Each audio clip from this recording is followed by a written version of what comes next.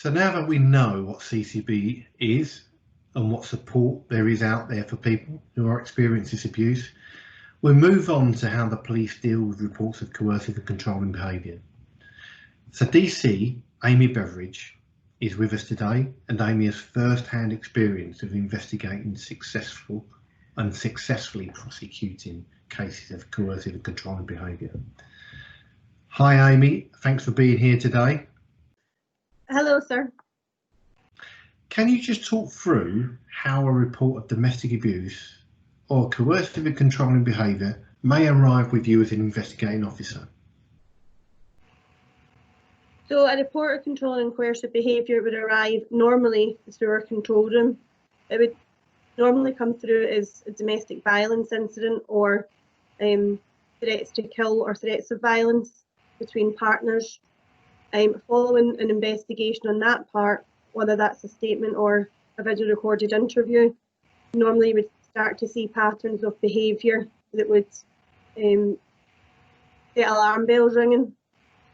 Following that, then looking at the points to prove around controlling and coercive behaviour, which is obviously a new legislation. That's where we'd make a decision during that investigation whether or not that was something that we would look at. What's the first thing you do to determine if CCB is involved? The first thing we would do would be to speak with the victim, whether that would be over the phone or whether that would be in a safe place, which sometimes wouldn't be at the home address. So maybe that they would come to the police station initially. And I would sort of get some information from the victim to find out their daily routine with their partner and what sort of things they would have to endure throughout that relationship or on a daily basis that wouldn't perhaps sit comfortable in a normal relationship. Are there certain behaviours you see in a victim which set alarm bells ringing? The main alarm bell for me from a victim is fear. They'll perhaps speak quietly on the phone. They'll be very anti-police. And it's not because they choose to be, it's because the fear of repercussion if they were found out to have spoken to us. But it is fear that I look for in a victim. Other things that we look for is if they start to disclose things about money, having no access to bank accounts or no access to any sort of funds. Or if they do, it's very limited. If they go to shops, they're given an amount of money to spend, and then that'll be checked on their return. And other things we can look for is that isolation from friends and family, and also from work, the isolation from work colleagues as well, where they just feel that they've got nowhere to turn. But isolation and money tend to be the two biggest things that I find, and the fear of talking to police for repercussion. How closely do you work with a victim, and what steps do you take to keep that victim safe as the investigating officer who's involved in taking proactive steps around that investigation and managing the victim?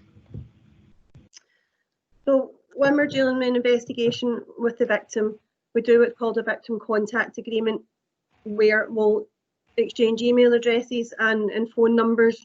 I have a works mobile number, and I'll advise the victim that they can contact me either by text message or by phone call at any time. And that's just to clarify any concerns that they may have or any worries, just to help alleviate that they have a number that they can contact. Because when they are isolated from friends and family, it can be very difficult. We also work with IDAS and partner agencies and our domestic abuse officers. They will construct a safety plan with the victim and myself, and we'll liaise between the three of us what plans are in place should the perpetrator turn up at the address. We have all sorts of aspire markers on the address and on mobile phone numbers, so we don't even have to speak to police if a 999 call comes in from that number. We know then it's an emergency and that we have to attend that address, and that gives them some reassurance from their side. Once something comes to court, is that it with your involvement? No, no, definitely not. When we have a successful prosecution, sometimes we plead guilty, in which case the victim won't have to attend court. Other times, if we go not guilty, then we put in all sorts of measures. They're called special measures at court, whether that's through screens or through live link, or whether we use a video recorded evidence in chief, which can be used in court. And I'll be with that victim all the way through the court process. We can go in different entrances at court so they don't have to bump into the perpetrator. And also there have been cases where they've been brave enough to read their victim personal statement out in court, which can be impactful, certainly on sentencing for the judge. And I've sat next to them just to have that extra support whilst they read out their statements, because it's very emotional and that is a tough time for them. If a victim needs further support, what do you do? And is that it? Or is there anything flares up in the future? Can we help? So even, as I said, even after the court process, the victim still got my number and still got my email address. And a case that I had previously I was still involved with the victim even after the court case, and managed to sort of we're going to organise some furniture for her due to circumstances that she found herself in. We'd help organise that through partner agencies such as IDAS or any other agencies that can be involved, which is why we obviously complete our public protective notices that go out to all our social care partners. That's great, Amy. Thanks for talking to us today. I think that gives everybody an insight into what we do as an organisation and the factors we take into account. Hopefully this provides you with a further understanding of coercive and controlling behaviour and how to identify whether you or a friend or a family member is being subjected to this type of abuse. You also know from DC Beveridge that we do take reports of this type of abuse very seriously. It's an offence, and we have successfully sent abusers who engage in this behaviour to prison. We have also supported and safeguarded a whole range of victims and helped them to get their life back on track.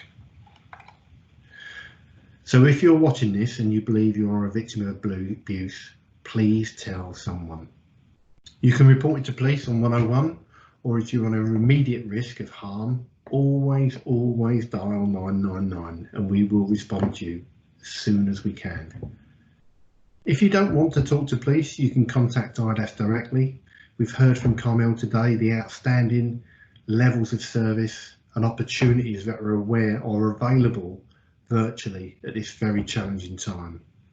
And these details will be on screen in a moment. You can also contact Supporting Victims in North Yorkshire, who can help and support victims of crime. Their details will be available too in a moment. I think the most important thing is not to suffer in silence. Without any doubt, that's the most important message. Please tell someone, reach out and get some help. Please, you are not alone, and we are here waiting to help you. Thanks ever so much for watching. Take care.